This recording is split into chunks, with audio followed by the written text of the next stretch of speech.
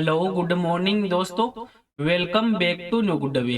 आज दोस्तों 5 जुलाई 2023 और 5 जुलाई को हम जो भी डेली करंट अफेयर्स के जो इंपॉर्टेंट क्वेश्चन बनते हैं इनके बारे में हम डिटेल से डिस्कस करेंगे। और आज की वीडियो की आपको पीडीएफ चाहिए तो आप हमारे जो टेलीग्राम ग्रुप है वहां से वीडियो की पीडीएफ है वो प्राप्त कर सकते हैं। और लास्ट में आपको क्वेश्चन भी दिया जाएगा जिसका आंसर है वो आपको कमेंट बॉक्स में लिखना है। तो चलिए दोस्तों स्टार्ट करते हैं क्वेश्चन नंबर 1 से।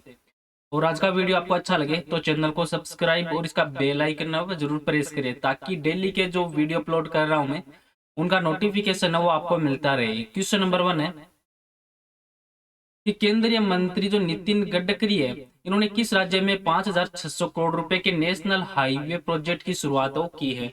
तो इस क्वेश्चन का राइट आंसर है ऑप्शन नंबर सी है, राजस्थान राज्य में शुरुआत की गई है।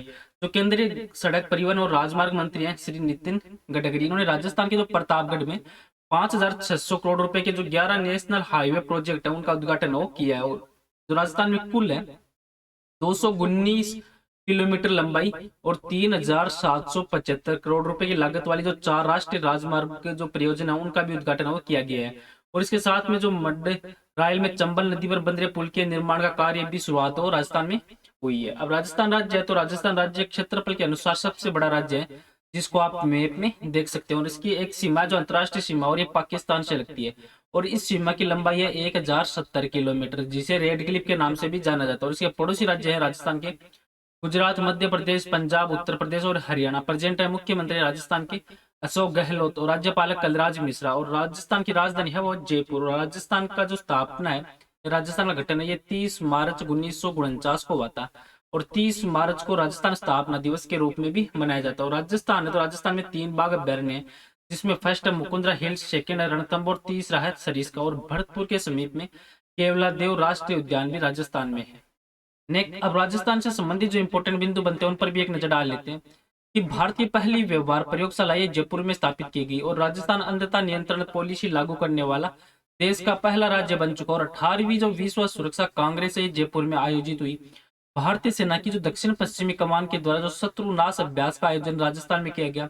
प्रधानमंत्री ग्रामीण आवास योजना में राजस्थान का झुंझुनू जिला ये टॉप पे रहा। और भारत की राष्ट्रपति के द्वारा जो राष्ट्रीय संस्कृति महोत्सव का उद्घाटन है ये राजस्थान में किया गया। और महिला निधि राजस्थान राज्य के द्वारा शुरू की गई पहली महिला सहकारी निधि। और राजस्थान राज्य ने महात्मा ज्योतिबा फुले की जयंती को सार्वजनिक अवकाश के रूप में घोषित किया गया। और राजस्थान राज्य है तो यहाँ पे सीएनजी पर चलने वाली देश की पहली टॉय ट्रेन का भी उद्घाटन किया गया है। और राजस्थान राज्य ने 2022-23 के दौरान जो उच्चतम पवन क्षमता है ये वर्दी दर्ज भी की है। नेक्स्ट क्वेश्चन है क्वेश्चन नंबर 2 कि किसको जो प्रतिष्ठित पॉइंट ऑफ लाइट पुरस्कार से सम्मानित किया गया है। तो इस क्वेश्चन का right answer option number B, ये राजेंद्र सिंह धट्टा इनको सम्मानित किया गया। जो भारतीय पूर्व सैनिक संघ के पीछे की जो प्रेरणा शक्ति है राजेंद्र सिंह धट्टे, इनकी जो असाधारण सेवा और ब्रिटिश भारतीय युद्ध के जो दिग्गजों को एक साथ लाने के प्रयासों के लिए इनको प्रतिष्ठित जो पॉइंट ऑफ लाइट पुरस्कार से सम्मानित किया गया। और धट्टा इन्होंने जो द्वितीय विश्व युद्ध हुआ था उसके दौरान जो ब्रिटिश भारतीय सेना में शामिल होकर अपने देश की जो सेवा करने के लिए अपने समर्पण है उसका भी प्रदर्शन किया था। अब जो पॉइंट ऑफ लाइट है ये सन 1990 में स्थापित की गई एक अंतर गैर लाभकारी संगठन है। और इसका जो हेडक्वार्टर है वो संयुक्त राज्य अमेरिका में। जो पॉइंट ऑफ लाइट है ये उन उत्कृष्ट लोगों को पहचानते हैं जिनकी सेवा हो उनके समुदायों में अंतर आ रही है और जिनकी कहानियां वो दूसरों को अपने समुदाय और उससे परे सामाजिक चुनौतियों के अभिनव समाधानों की ओर प्रेरित करती है। अब अवार्ड से संबंधित जो इंपॉर्टेंट बिंदु बनते हैं उन पर भी एक नजर डाल लेते हैं कि हाल ही में कौन सा अवार्ड किसको मिला है। तो प्रधानमंत्री नरेंद्र मोदी को मिस्र का सर्वोच्च सम्मान ऑर्डर ऑफ द नाइल पुरस्कार से सम्मानित किया गया। आचार्य एन गोपी को प्रोफेसर कोट्टापल्ली जयशंकर पुरस्कार से, अरुंधति रॉय ने आजादी के लिए 45वां यूरोपीय निबंध पुरस्कार जीता। सलमान रुश्दी ने जो प्रतिष्ठित जर्मन शांति पुरस्कार 2023 जीता। और गीता प्रेस गोरखपुर को गांधी शांति पुरस्कार से सम्मानित किया गया। रामचंद्र गुहा की जो पुस्तक है इन्होंने एलिजाबेथ लॉन्गफोर्ड पुरस्कार। और आरबीआई चीफ शक्तिकांत दास को गवर्नर ऑफ द ईयर का अवार्ड मिला। और पेटरसन जोसेफ ने आरएसएल क्रिस्टोफर ब्लेंड जो पुरस्कार 2023 है वो जीता है। नेक्स्ट क्वेश्चन है क्वेश्चन नंबर 3 कि राष्ट्रीय अनुसूचित जनजाति आयोग के अध्यक्ष पद से किसने इस्तीफा अपना दिया है। तो इस क्वेश्चन का राइट आंसर है दोस्तों ऑप्शन नंबर ए, ये हर्ष चौहान ने अपना इस्तीफा दिया है। जो हर्ष चौहान है इन्होंने अपने कार्यकाल पूरा होने के जस्ट 8 महीने पहले ही राष्ट्रीय जो अनुसूचित जनजाति आयोग है, इसके पद से इस्तीफा दे दिया और राष्ट्रीय अनुसूचित जनजाति आयोग एक भारतीय संवैधानिक निकाय जिसे संविधान अधिनियम तो 2003 है, इसके माध्यम से स्थापित किया गया था। अब जो राष्ट्रीय अनुसूचित जाति आयोग है, इसकी स्थापना है, इसका गठन है 19 फरवरी 2004 को हुआ था, जो लगभग 19 साल पहले हुआ था। और इसके जो प्रेजेंट टाइम अध्यक्ष है वो है विजय सांपला से पहले है हर्ष चौहान, इन्होंने हाल ही में इस्तीफा दे दिया।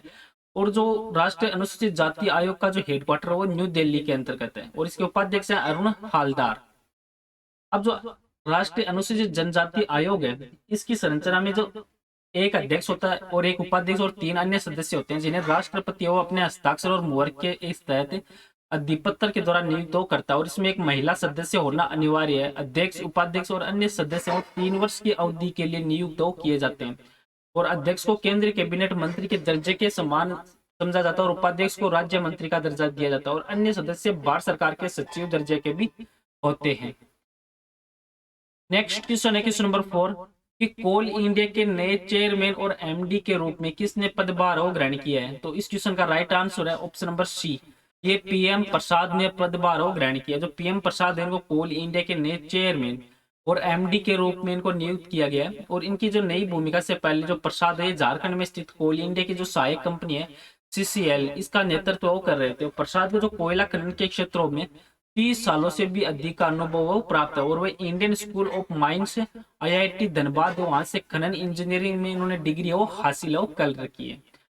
अब अपॉइंटमेंट से संबंधित जो इंपॉर्टेंट बिंदु बनते हैं उन पर भी हाल नजर डाल लेते हैं कि हाल ही में किन की नियुक्ति कहाँ की गई है। तो तुषार मेहता इनकी भारत के सॉलिसिटर जनरल के रूप में पुनः नियुक्ति की गई है। रोहित जावा है वो हिंदुस्तान यूनिलीवर के एमडी और सीईओ बने और प्रवीण कुमार श्रीवास्तव है ये सीवीसी के रूप में इन्होंने शपथ ली और अजय यादव ने एसईसीआई के एमडी के रूप में कार्यभार संभाला है। जी कृष्ण कुमार को भारत पेट्रोलियम कॉर्पोरेशन के अध्यक्ष के रूप में नियुक्त किया गया है और भारत सरकार ने जो सिद्धार्थ मोहंती है इनको एलआईसी के अंतरिम अध्यक्ष के रूप में नियुक्त किया है और महिंद्रा फाइनेंस ने राहुल रेबेलो को एमडी और सीईओ के रूप में नियुक्त किया है और आरबीआई ने जो जेपी मॉर्गन चेस के नए सीईओ के रूप में प्रभदेव सिंह है इनकी नियुक्ति को मंजूरी प्रदान की है। और शीनू जावर है वो टीआईई राजस्थान की पहली महिला अध्यक्ष बनी है और अश्विनी कुमार को यूको बैंक के एमडी के रूप में नियुक्ति दी गई है। नेक्स्ट क्वेश्चन है क्वेश्चन नंबर 5 कि संघाई सहयोग संगठन के 23वें शिखर सम्मेलन का आयोजन है ये किसकी अध्यक्षता में किया जा रहा है? तो इस क्वेश्चन का राइट आंसर है ऑप्शन नंबर डी, ये भारत की अध्यक्षता में इसका आयोजन किया जा रहा है। जो एससीओ परिषद के राष्ट्रीय अध्यक्ष है उनके 23वें शिखर सम्मेलन की अध्यक्षता वो प्रधानमंत्री जो नरेंद्र मोदी है इनके द्वारा की जाएगी और ईरान, बेलारूस, मंगोलिया को पर्यवेक्षक के रूप में आमंत्रित किया गया और इस शिखर सम्मेलन की जो थीम रखी गई है वो है एससीओ सिक्योर है। जो 2018 को एससीओ किंग दाओ शिखर सम्मेलन में प्रधानमंत्री के द्वारा एक संक्षिप्त नाम से लिया गया था। अब भारत है तो भारत दक्षिण एशिया में स्थित एक देश है जिसको आप मैप में देख सकते हैं और भारत है वो भौगोलिक दृष्टि से विश्व का 7वां सबसे बड़ा देश और जनसंख्या के अनुसार देखें तो चीन के बाद दूसरा स्थान है वो भारत का रहता है। और भारत के पड़ोसी देश हैं पाकिस्तान, चीन, नेपाल, भूटान, बांग्लादेश और म्यांमार और इसके दक्षिण पूर्व में बंगाल की खाड़ी और पश्चिम में अरब सागर। और यहाँ के प्रेजेंट टाइम में भारत के जो राष्ट्रपति है वो है द्रौपदी मुर्मू और उपराष्ट्रपति है जगदीप धनखड़ और प्रधानमंत्री है नरेंद्र मोदी और मुख्य न्यायाधीश है धनंजय चंद्रचूड़ और लोकसभा अध्यक्ष है ओम बिरला और भारत की जो राजधानी है दिल्ली है। नेक्स्ट क्वेश्चन है क्वेश्चन नंबर 6 कि दक्षिण एशिया क्षेत्रीय डोपिंग जो विरोधी संगठन ने डोपिंग विरोधी प्रयासों में जो क्षेत्रीय सहयोग को मजबूत करने के लिए एक समझौता पर हस्ताक्षर किए हैं।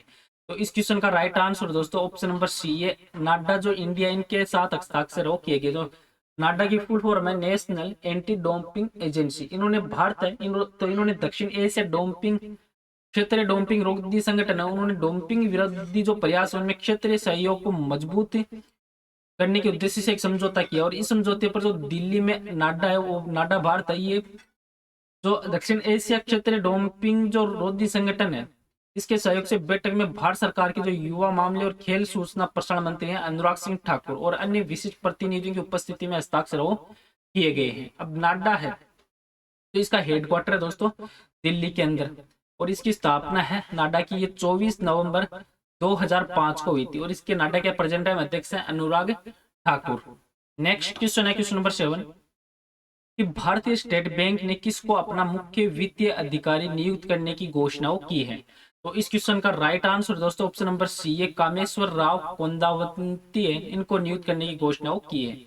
तो ये कोंदावती है, ये 1991 से एसबीआई से जुड़ी हुई है और एसबीआई के जो सीएफओ के पद पर रहने वाले जो चरणजीत सुरेंद्र सिंह है, इन्होंने अपना इस्तीफा दे दिया, जिनके बाद जो कामेश्वर राव है, इनको नियुक्त करने की घोषणा भारतीय स्टेट बैंक के द्वारा की गई है। और जो भारतीय एसबीआई है, तो इन्होंने चरणजीत सिंह को 1 अक्टूबर 2020 से अपना जो सीएफओ है, सीएफओ के रूप में नियुक्त किया गया था, जिन्हें 3 साल के बाद 30 जून को चरण सिंह अन्ना ने अपना इस्तीफा दे दिया था। और आप कामेश्वर राव है, इनको 1 जुलाई 2023 से जो एसबीआई है, इसका सीएफओ है, वो नियुक्त किया गया है। अब एसबीआई बैंक है, तो एसबीआई बैंक भारत की सबसे बड़ी और सबसे पुरानी बैंक है और एसबीआई बैंक की स्थापना है ये 1 जुलाई 1955 को हुई थी। और एसबीआई बैंक का जो हेडक्वार्टर वो मुंबई में और प्रेजेंट टाइम अध्यक्ष हैं दिनेश कुमार खारा। और एसबीआई की टैगलाइन है शुद्ध बैंकिंग कुछ भी नहीं। अब इससे संबंधित बैंकिंग से संबंधित जो इंपॉर्टेंट बिंदु बनते हैं उन पर भी एक नजर डाल लेते हैं कि भारतीय रिजर्व बैंक ने कोहिमा में अपना उप कार्यालय वो खोला है और 2 डिजिट लाइफ इंश्योरेंस को भारत में जीवन बीमा कारोबार के लिए इरिडा की मंजूरी मिली और बीओबी ने नेशनल जो स्टॉक एक्सचेंज ऑफ इंडिया इनमें अपने जो स्वामित्व का एक हिस्सा बेचने के लिए अपने इरादे की घोषणा वो की है। और आरबीआई ने इंडियन ओवरसीज बैंक पर 2.2 करोड़ रुपए का जुर्माना लगाया और आरबीआई ने अनक्लेम्ड डिपॉजिट के निपटान के लिए 100 डेज सोपे अभियान शुरू किया और सेबी ने एचडीएफसी बैंक को एचडीएफसी एएमसी के नए मालिक के रूप में मंजूरी दी है। बैंक ऑफ बड़ौदा ने अपने जो डिजिटल प्लेटफॉर्म पर इलेक्ट्रॉनिक बैंक गारंटी ये लॉन्च की और सिटी यूनियन बैंक ने भारत का पहला वॉइस बायोमेट्रिक प्रमाणीकरण बैंकिंग एप्लीकेशन है वो लॉन्च किया। और एसबीआई ने जो Amrit plus retail term deposit scheme है वो फिर से शुरू की है और इंडिया पोस्ट पेमेंट्स बैंक ने व्हाट्सएप बैंकिंग सेवाएं वो हाल ही में शुरू की है। नेक्स्ट क्वेश्चन है क्वेश्चन नंबर 8 कि किस केंद्रीय मंत्रालय ने भारत के लिए एक महत्वपूर्ण खनिज पर उद्घाटन रिपोर्ट प्रस्तुत की है? तो इस क्वेश्चन का राइट आंसर दोस्तों ऑप्शन नंबर ए, ये खान मंत्रालय के द्वारा ये रिपोर्ट दी गई है। जो खान मंत्रालय है, तो इसके प्रेजेंट टाइम में मंत्री हैं प्रहलाद जोशी। इन्होंने महत्वपूर्ण खनिजों पर एक भारत की उद्घाटन रिपोर्ट है वो लॉन्च की है और इस रिपोर्ट में जो 30 महत्वपूर्ण खनिजों की पहचान करेगी जो रक्षा, कृषि, ऊर्जा और फार्मास्यूटिकल्स और दूरसंचार जैसे विभिन्न क्षेत्रों के लिए इंपॉर्टेंट है। और ये व्यापक सूची जो खनिज संसाधनों के मामले में आत्मनिर्भरता और सुरक्षा हासिल करने के लिए जो भारत के प्रयासों में एक महत्वपूर्ण मील का पत्थर है वो माना जा रहा है। जो रिपोर्ट है ये टिकाऊ संसाधन प्रबंधन के महत्व पर जोर देते हुए नेट जीरो लक्ष्य प्राप्त करने के लिए भारत के दृष्टिकोण के अनुरूप है। और सूची का उद्देश्य ये है कि खनन के क्षेत्र में भीतर जो नीति निर्माण, रणनीति, योजना और निवेश जो निर्णय उनके लिए एक मार्गदर्शन है वो प्रदान करना है।